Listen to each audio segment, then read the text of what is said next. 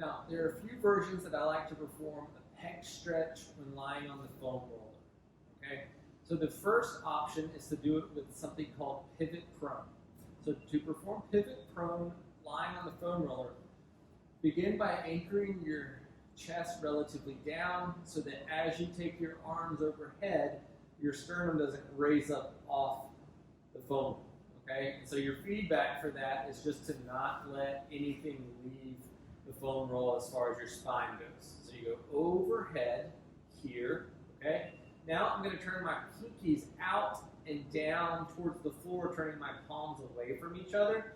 And I'm just going to slide my elbows straight down towards my lower body, okay? So now as I do this, I want to maintain that my forearms are parallel to the floor, okay? They shouldn't be here.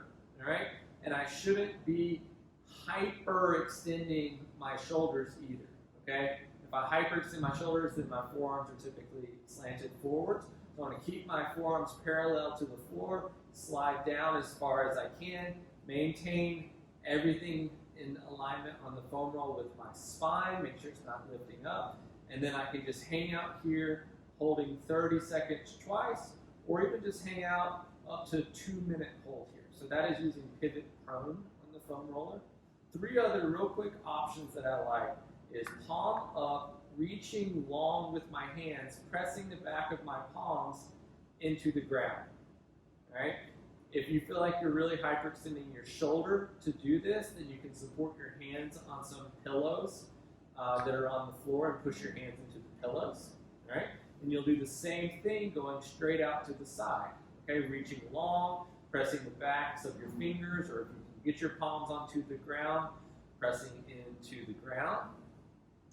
All right, and last position, again, you don't want the sternum and rib cage to raise up, so keep that anchored down, and then you'll go overhead, really working on, and right now I can't get my fist onto the ground, but I can get my thumb and index finger reaching long, pressing into the ground here, really working on opening up the whole front of the body. And in any of these positions, you can incorporate some diaphragmatic breathing, really focusing on that breath down, coming into the belly, coming into the lateral rib cage, and into the posterior rib cage, into that foam roll also. So I'll do a couple breaths here.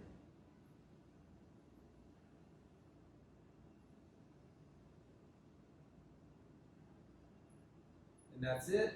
That's 4 options for opening up the front of your chest lying on the foam roller.